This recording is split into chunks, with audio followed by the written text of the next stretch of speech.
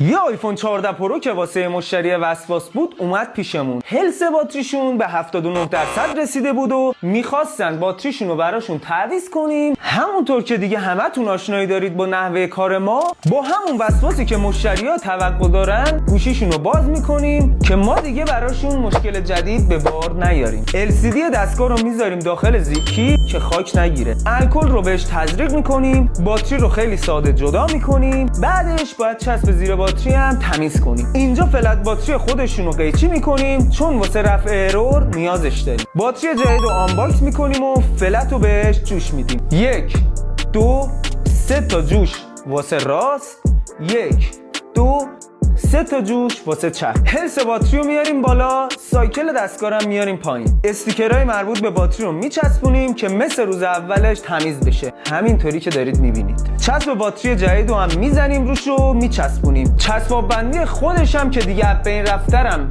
تمیز میکنیم. چسباب بندی جدید رو که بهترین کیفیت ممکن تو بازار بود و براشون میزنیم و تمام. اینم از هلس 100 دستگاه و تمیزی خود گوشی. اینجا آنالیز فیکس و کار تعمیری داشتی روش حساب باز کن.